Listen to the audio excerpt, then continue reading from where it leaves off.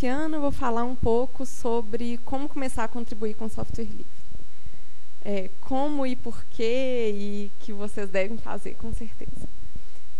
Primeiro, eu vi que algumas pessoas estão começando agora a conhecer um pouco sobre software livre, só para deixar super claro, apesar de ter vários textos sobre software livre ali na entrada, antes de mais nada, né, software livre, quando eu estou falando de software livre, não é software grátis.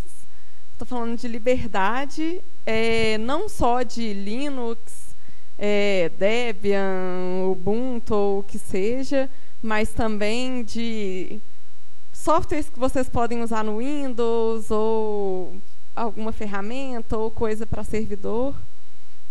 E eu quero convencer as pessoas a contribuir para o que seja, mesmo que vocês continuem a usar Windows. Apesar de que eu acho que vocês não deviam fazer isso. Tudo bem.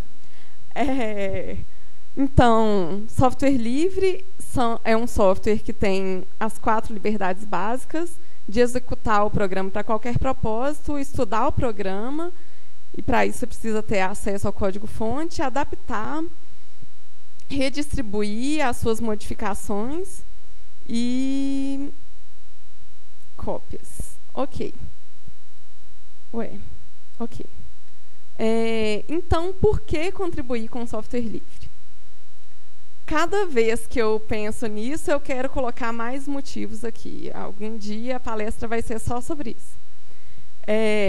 Então, um dos motivos que eu gosto de contribuir com software livre é porque eu acredito em software livre. Eu acredito que é a coisa certa a se fazer, que o usuário tem que ter controle sobre o que ele roda no computador dele, e eu quero contribuir para que isso aconteça. Mas esse não é o único motivo. Se vocês ainda não acreditam, eu vou tentar convencer de outras formas. Contribuir um pouco com o que você usa, né?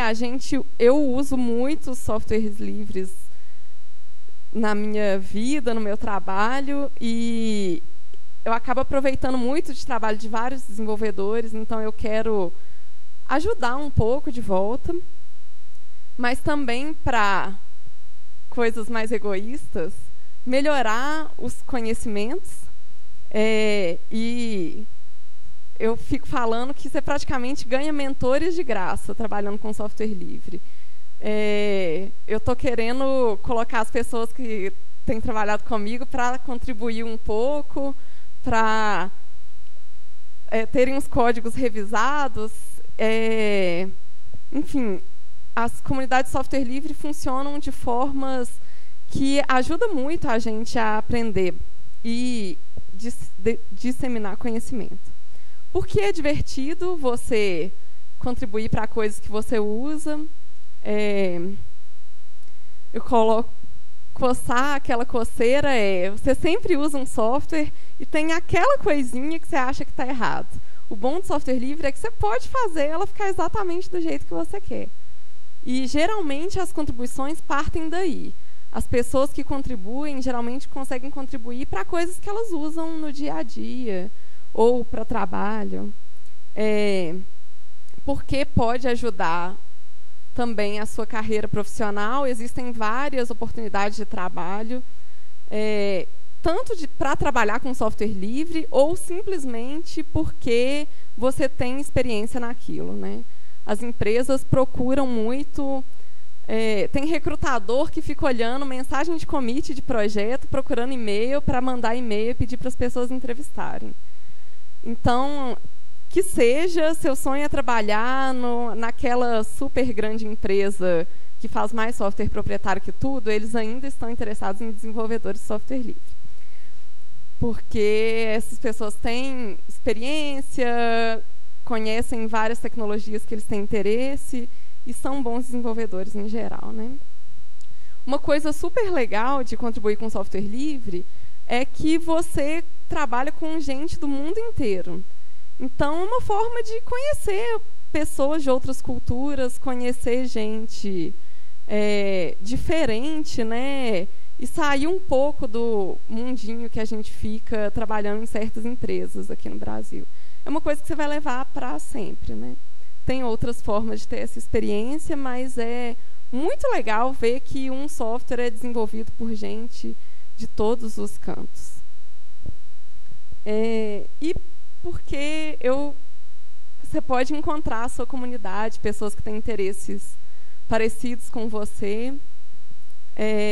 Eu sou fã da comunidade de software livre, acho que tem pessoas incríveis, cheias de ideais. O pessoal que organiza esse evento é super bacana.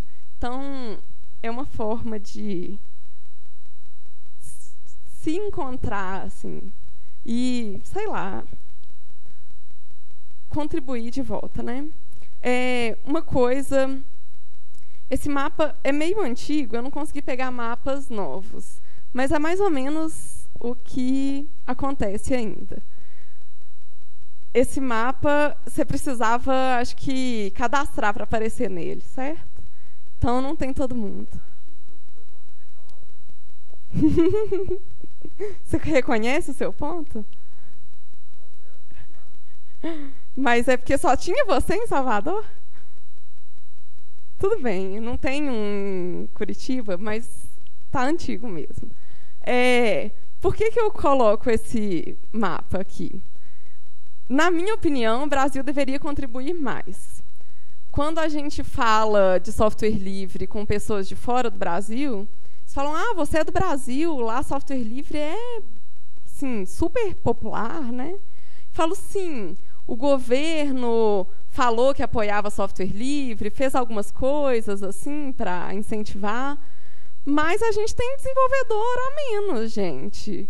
Aqui tem tanta gente quanto, sei lá, na Europa, usando software livre, mas desenvolvendo tem muito menos. Opa. Esse é o mapa do GNOME que eu tirei do Oló na época que eu conseguia pegar o mapa. Ultimamente está dando problema para mim. Também tem muito mais gente na Europa. Isso aqui é uma fração dos desenvolvedores, porque esse mapa era gerado com os primeiros não sei quantos desenvolvedores que ele conseguia pegar. Mas a verdade é que quando você pega vários projetos, tem muito mais gente em outros cantos do que aqui. Aqui a gente tem, eu acho que existe uma tendência de mudança até, mas ainda assim o Brasil tem bastante cultura de consumir, de usar, e pouca gente contribui. E não é porque a gente não é bom o suficiente. Parece que a gente acostumou com a ideia de que o pessoal faz as coisas e a gente traduz e usa, ou a gente tem a mania de fazer coisas novas do zero. Tipo assim, vamos fazer uma distribuição brasileira. Pode ser legal? Pode. Mas, assim, se a motivação for só porque é ser brasileiro, não faz muito sentido. Só traduza que já existe, sabe? Tem um monte de gente trabalhando em distribuições no mundo inteiro, e elas funcionam muito bem, cada uma tem sua particularidade. Então, para que criar uma nova só porque é brasileira? Vamos tentar contribuir mais com as coisas de fora. E a gente consegue... uma coisa que eu acho que é um pouco barreira também é o inglês. Então, para quem é desenvolvedor, pelo menos, sempre falo para as pessoas aprenderem inglês a qualquer custo, mas também não se sentirem intimidados, porque tem chinês pra caramba contribuindo com software livre. E, assim, eles falam bastante quebrado e todo mundo não está nem aí. Se deu para entender, tá bom, gente. Vai fundo, sabe? Não tenha vergonha. A gente, enfim, a gente cria muito grupo de usuário, discute bastante, tem bastante tradutor no Brasil, mas parece que a gente tem meio medo de contribuir com o código. E eu falo isso porque eu era assim também. Eu era desenvolvedora e não contribuía com o código. Então, minha história é mais ou menos a seguinte, porque eu gosto dessa palestra que eu acho que eu entendo que as pessoas passam. Em 2000, eu estou entregando minha idade aqui, lá para 2002 eu comecei com esse negócio de software livre. Fui no InstallFest, instalaram Linux para mim, acho que era Mandriva, deu algumas coisas errado, mas eu decidi que eu queria aprender aquele negócio. Comecei a ler sobre software livre, achei que era a coisa assim, é isso que é o certo, encontrei o que eu acredito na vida. E eu entrei para o movimento rápido. Em 2003, eu estava começando com software livre, em 2004, eu estava organizando um evento em Minas Gerais. Então, eu entrei, assim, era uma coisa que eu acreditava. E lá para 2005, 2006, etc., eu estava nessa, de organizar evento, de participar de evento, de falar sobre. E, enquanto isso, eu estava cursando ciência da computação e desenvolvendo software.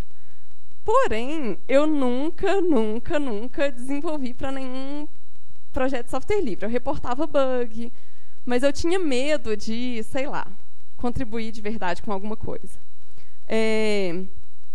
Até em 2004, eu arrumei um projeto de pesquisa dentro da universidade que era de software livre. Eu achei que isso ia fazer eu ajudar de alguma forma. A verdade é que a gente acabou fazendo mais uma distribuição brasileira, mais um projeto assim que deu mais ou menos certo. E a minha grande contribuição nesse projeto, eu acho que ficou por muito tempo, foi fazer uma tradução que a gente precisava de um software de administração bem ruinzinho que chamava WebMin. E por muito tempo depois eu fiquei recebendo e-mails de pessoas perguntando da tal da tradução. E foi uma coisa que eu fiz uma vez, assim. Mas meu nome estava lá. Grandes coisas. Lá para 2010, eu decidi que estava na hora, assim. Poxa, eu acredito tanto nesse negócio, eu trabalho com desenvolvimento e eu estou trabalhando com desenvolvimento de software proprietário e não estou satisfeita. E aí eu resolvi tentar contribuir com software livre. E eu achei um programa super legal que me ajudou a entrar mais de cabeça nisso, que chamava GNOME Outreach Program. Eu vou falar mais na frente sobre projetos, mas basicamente eu fiquei 3 meses desenvolvendo software livre com a ajuda de um mentor, com bolsa, e aí eu fui para frente com esse negócio. No ano seguinte eu já estava ajudando pessoas novas a entrar, e é uma coisa que eu gosto de fazer até hoje. Fui mentora do Google Summer of Code, comecei a manter o software, que é o Tease, é um software de webcam, que foi o software em que eu comecei a contribuir, digamos assim. E, a partir disso, eu até arrumei um trabalho com consultoria de software livre.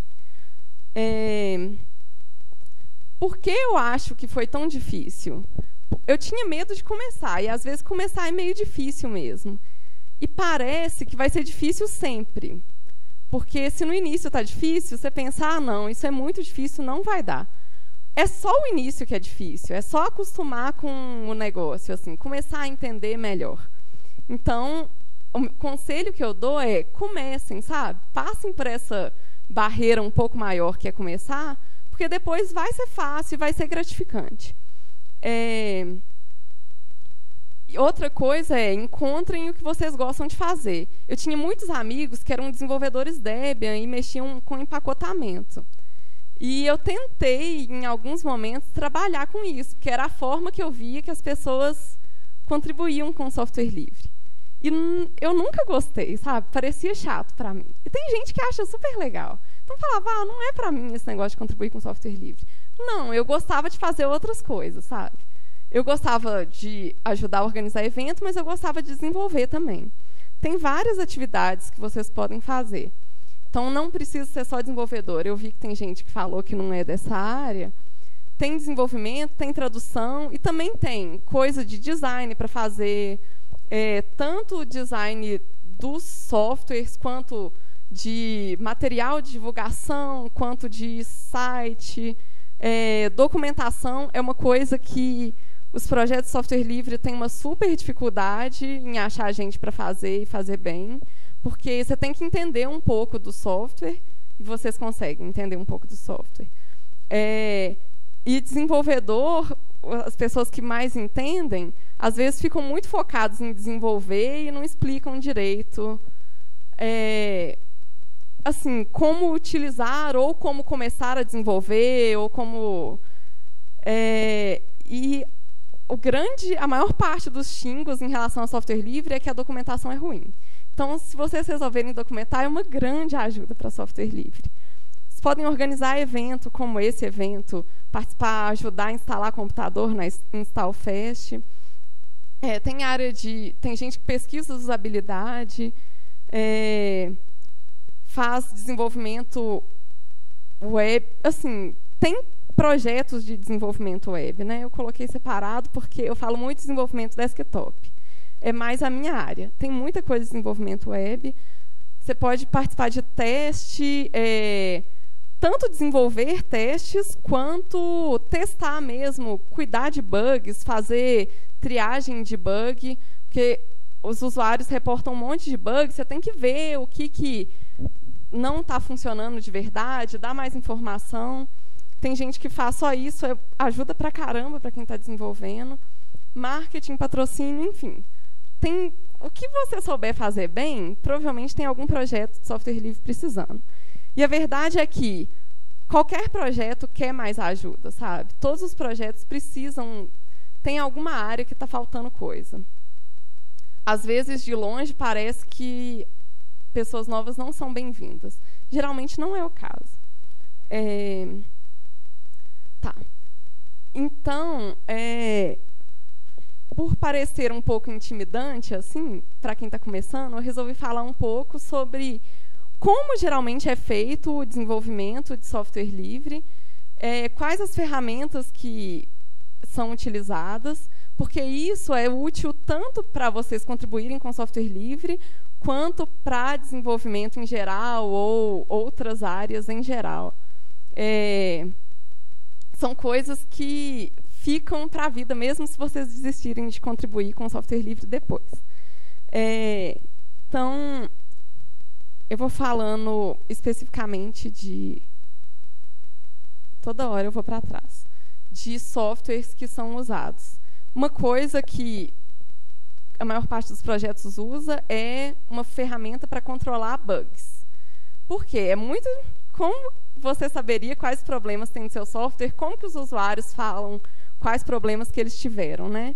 Internamente, geralmente, empresas costumam usar esses softwares para ter um controle dos problemas que tem nos softwares delas. O bom de software livre é que você pode reportar para qualquer coisa que você estiver usando e ajudar a consertar. Acho que a ferramenta mais comum é Bugzilla, mas qualquer software de ticket, basicamente. O Bug Tracker é um lugar legal para encontrar coisas para trabalhar também. Pelo menos no Gnome e em alguns outros projetos, os usuários reportam bug, ou às vezes até um desenvolvedor reporta para ficar documentado, e nem sempre vai ser corrigido no momento. Fica lá como uma documentação do que está precisando ser feito. Então, é um lugar legal para você falar assim, eu queria contribuir para esse projeto. O que eu posso fazer? Dá uma olhada lá. Tem coisa que é marcado como melhoria, digamos assim, tem coisa que é realmente bug, né, problema no software.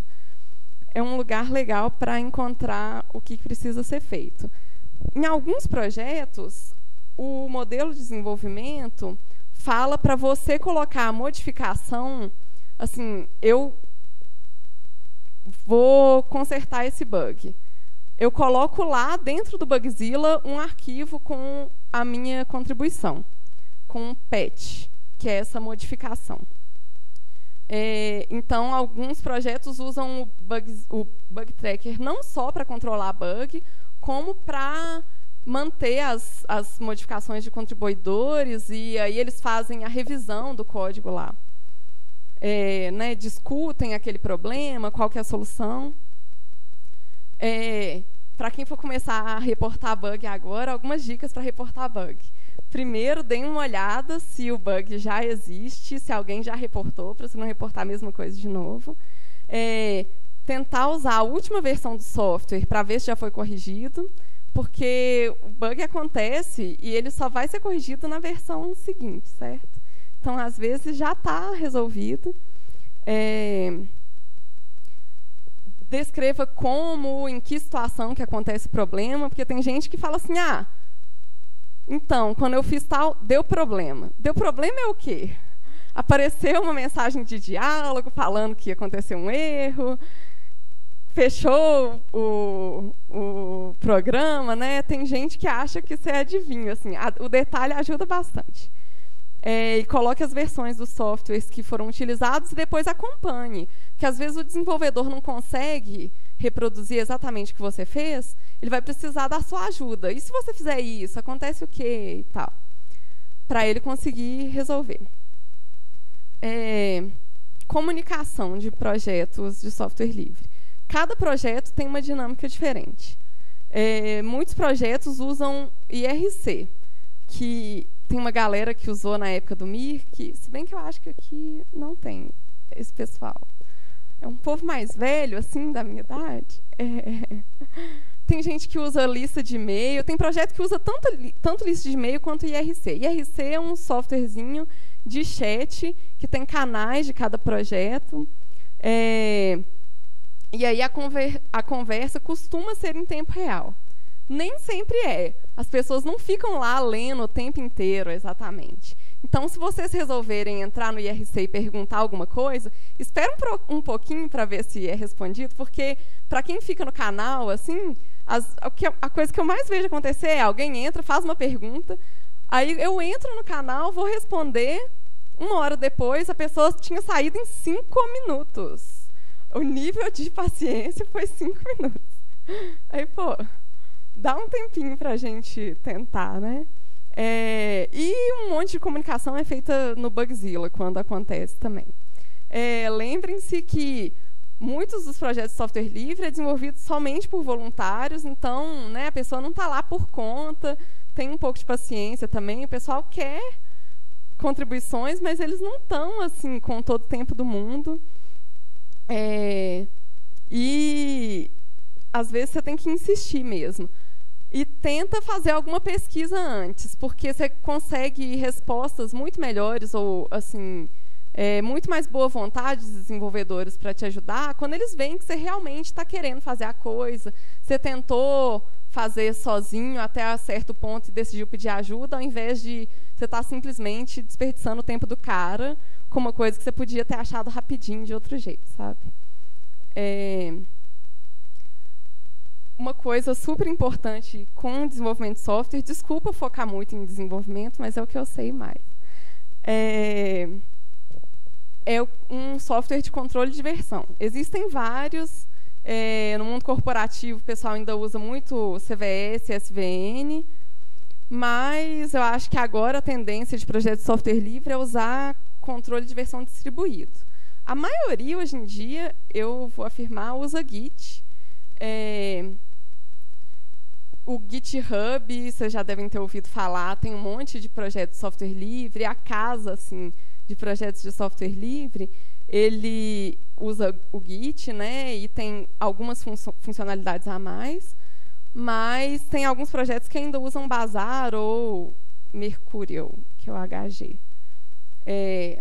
O Ubuntu usa Bazaar, né, eu acho. Assim. O controle de versão, ele mantém um histórico do seu desenvolvimento, né? Ele te ajuda a fazer várias coisas, tipo testar coisas novas, criar um branch, que é uma coisa separar, uma nova funcionalidade do software, assim, que você vai testando aquilo sem precisar comprometer com o código que já está mais estável, né? Você pode fazer várias coisas. E ele te ajuda a criar o patch que vai, por exemplo, para o Bugzilla. Ou, no caso do Linux, eles desenvolvem muito através da lista de discussão. É uma loucura. Vai e-mail para tudo quanto é canto, com as modificações para cá e para lá, e resposta. Mas, ainda assim, aquele arquivo que você vai mandar com as suas modificações do software é feito no Git, no caso do Linux. Eu vou... Deixa eu dar uma olhada. Tá. A intenção é eu mostrar algumas coisas, mas eu vou tentar terminar de falar e mostrar depois. Enfim, tem vários desafios, né? Aprender as ferramentas é uma delas, mas tem formas de fazer isso hoje em dia de formas mais fáceis. Começar é o mais difícil, entender a cultura do projeto, como que as pessoas se organizam, como que você consegue fazer as coisas. Então, tentar achar alguém que conhece para te ajudar é uma coisa que ajuda muito. Um dos desafios, às vezes, para rodar os softwares mais novos é que o que a gente usa no nosso computador, geralmente, é uma versão mais estável. E, para conseguir rodar as coisas mais novas, às vezes, você depende de bibliotecas mais novas. Então, o início pode ser custoso. Assim, você tem que instalar um monte de coisa nova, às vezes, a partir do código. Então, você tem que aprender a compilar o código. Mas acontece. No final, funciona. Às vezes, tem pessoas não amigáveis também, e o pessoal desiste por causa disso. Gente, pessoas chatas tem em qualquer lugar. No software livre vai ter, porque são pessoas, sabe? Tem gente que é grossa em qualquer lugar. Geralmente, essas pessoas grossas são, tipo assim, quem está ali no projeto também acha elas chatas, também acha elas grossas, também não gostaria que elas fossem desse jeito. Elas não representam o projeto, sabe? Porque tem uma pessoa que não foi tão legal com você quando você tentou contribuir ou fazer alguma coisa. Não desanima do projeto inteiro, sabe? Essas pessoas não representam o projeto. Até no Linux, se você for considerar o líder, digamos assim, ele é meio estourado, que é o Linus. E as pessoas lidam com isso de outras formas. Tem muitas reclamações dentro da comunidade dele, assim. Aquilo não é a comunidade do Linux, do mesmo jeito que uma pessoa nunca é a comunidade inteira. Então, como ficar mais fácil contribuir com o software livre? Acostumar com as ferramentas que eu falei. Acostumem com as ferramentas de qualquer jeito, gente, porque elas são boas. Assim, o pessoal escolhe usar porque é bom. Então, se vocês aprenderem, vocês vão poder usar para outras coisas. Começar a instalar alguns softwares para testar através do código-fonte, inglês, ou a coragem também, né? Mesmo que seja no Google Translator. Participar dos lugares onde tem desenvolvedores, então lista de discussão, IRC, ou onde a comunidade estiver. Pedir ajuda para as pessoas e ser perseverante, digamos assim. E quando vocês começarem a contribuir, vocês vão ver que tem um monte de gente começando, e quando você está começando, você consegue ajudar a gente que está no mesmo ponto que você. Isso é bom para aprender e para contribuir também. Existem vários incentivos para contribuir com software livre, para começar assim. E eu acho que são ótimas oportunidades. Eu acho que a gente aproveita pouco no Brasil. Então, essa palestra é quase uma propaganda dessas coisas, mas vale a pena. O Open Hat... Não, calma. Então, eu listei algumas oportunidades aqui. O Open Hat é uma organização que apareceu para ajudar as pessoas a contribuir com o software livre, basicamente. Então, eles têm um site bacana que... tem um site bacana cheio de coisas, assim. Uma das coisas que você pode fazer é uns treinamentos deles, que são treinamentos de coisas relacionadas a software livre que você pode precisar. Então, como usar o Shell, como usar Git aqui, ou Subversion. Você vai escolhendo o que você for sentindo necessidade. Usar diff, patch, configurar ambiente de Python. E ele tem, assim, os passo a passo, sabe? Para você não ter que aprender sozinho. Isso é super legal. Quando você estiver se sentindo mais ou menos confiante, você pode procurar coisas para fazer em projetos de software livre. Se você tem um software que você já usa e quer contribuir, eu acho mais legal, assim, porque a chance de você continuar com uma coisa que você já usa é maior. Mas aqui dá para você escolher por projeto também, por linguagem que você sabe, pelo nível de dificuldade. Tipo assim, uma coisa menor para eu começar. Então, isso é super interessante. Enfim, tá aí o site. uma super oportunidade é o Google Summer of Code. O Google Summer of Code é basicamente uma bolsa para você trabalhar num projeto de software livre durante 3 meses. É um summer do hemisfério norte, tá? É no nosso inverno, infelizmente, então a gente não tem aquelas férias gigantes que eles têm, mas vale a pena participar. Assim, acontece todo ano há muito tempo, mas o Google nunca garante que no ano seguinte vai ter, mas tem. Procurem. Acho que atualmente a bolsa é $5.000 por 3 meses, então o dólar está caro, está valendo a pena. E assim, é uma coisa, são vários projetos que participam. Quem controla, o Google dá o dinheiro, quem controla o Google Summer of Code, assim, as tarefas, se teve sucesso ou não o projeto, quem vai te ajudar, são os projetos de software livre. Então, você pode procurar o projeto que você gostar. Você usa GNOME, quer contribuir para ele? Não. Você gosta muito da Wikipedia e sabe um pouco de programação web, vai contribuir com a Wikimedia Foundation, ou, sei lá, com a Mozilla, ou, enfim. Tem muitos projetos para tecnologias diferentes, e a verdade é que, assim, às vezes sobra bolsa para os projetos grandes. Então, por que a gente não está pegando, sabe? Eu não entendo. Eu fico tentando mandar todo mundo e eu não entendo por que as pessoas não participam. Se tivesse isso na minha época, acho que eu teria participado todos os anos.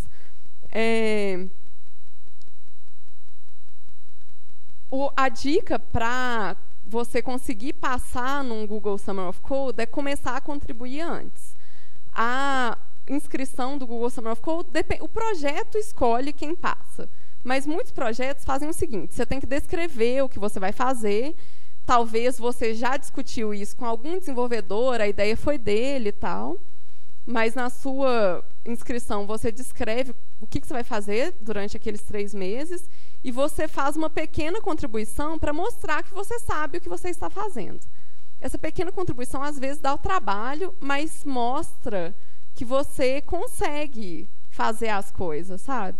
Se você já contribui com um projeto, já fez algumas coisas, com certeza você vai fazer uma inscrição boa e vai ser aprovado. No Google, e durante esses 3 meses vai ter um mentor que vai te ajudar, vai segurar a sua mão e te ajudar a fazer seu projeto dar certo. É uma forma muito boa de aprender. Assim, você ganha dinheiro para aprender e para ter alguém por sua conta para te ensinar coisas. O Outreach é um programa parecido com o Google Summer of Code. Ele surgiu com a ideia de...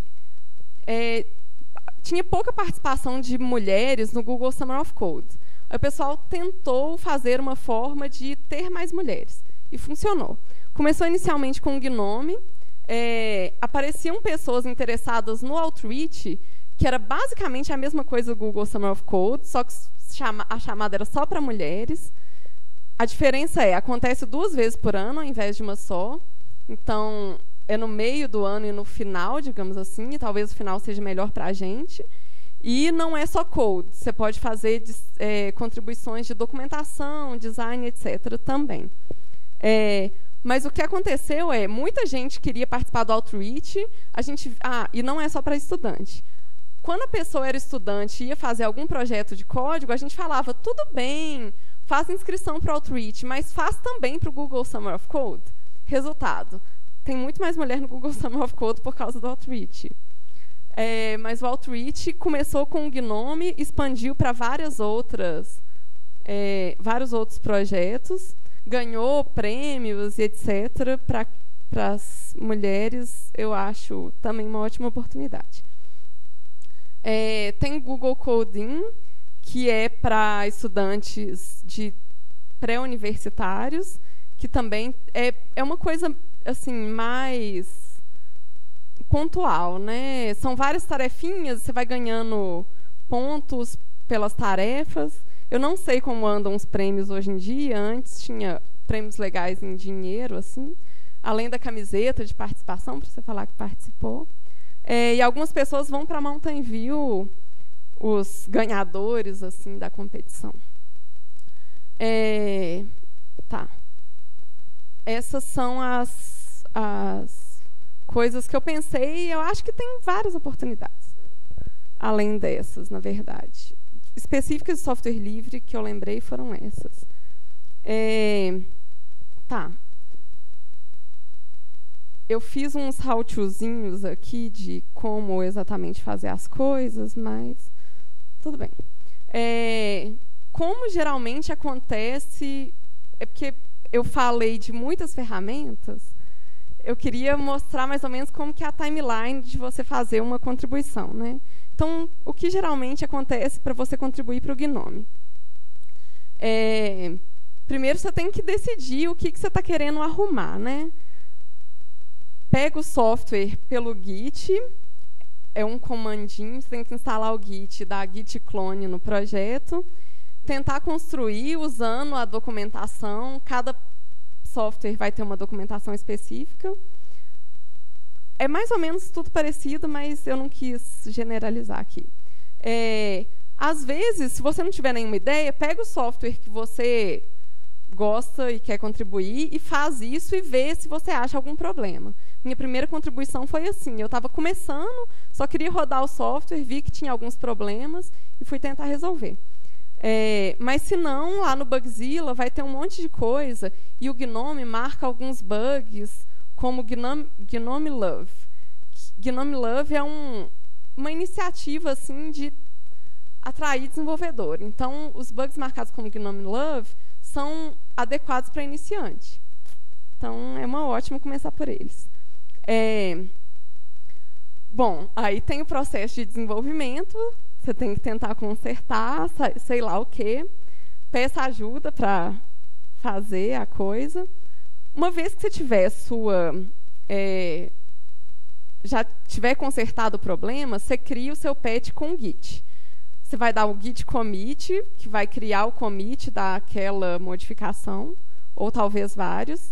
E o jeito de contribuir no Gnome é você usar um git format patch para ele criar um arquivinho com a sua modificação.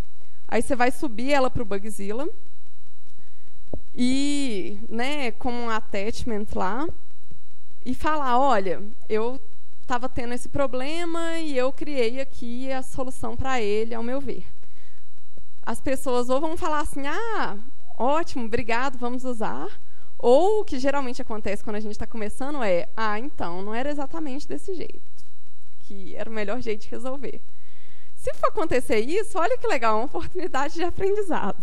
Então, continue assim, até seu patch funcionar, né, até ficar...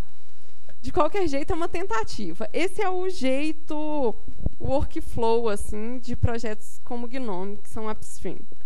Hoje em dia, existe um monte de projetos no GitHub.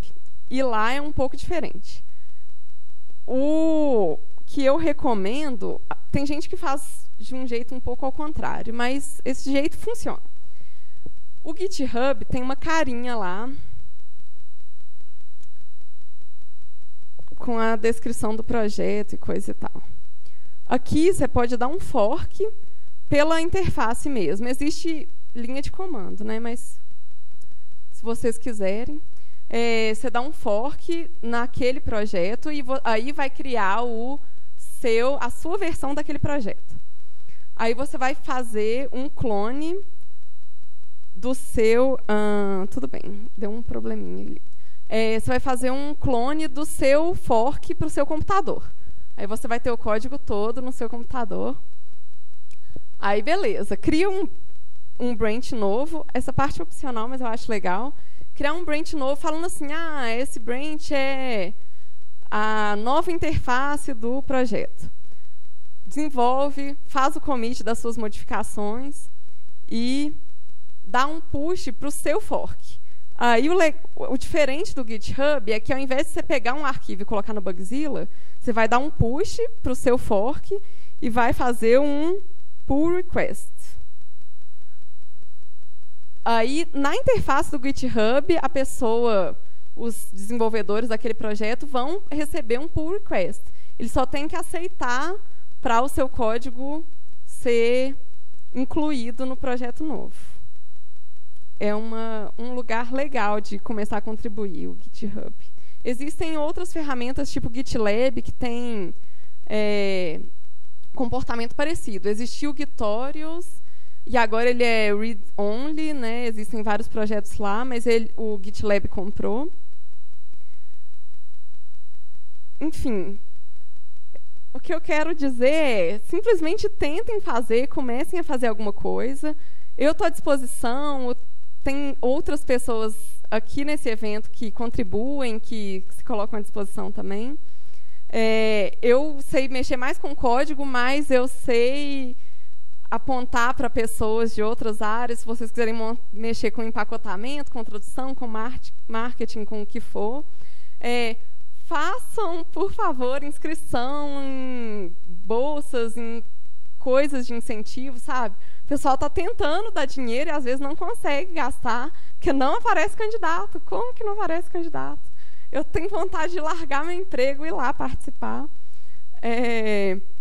E peça ajuda, assim. Aqui são alguns links de coisas que eu falei e o meu e-mail no final. Pode me mandar e-mail. Vocês têm alguma pergunta? Quer que eu mostre alguma coisa específica? Tá na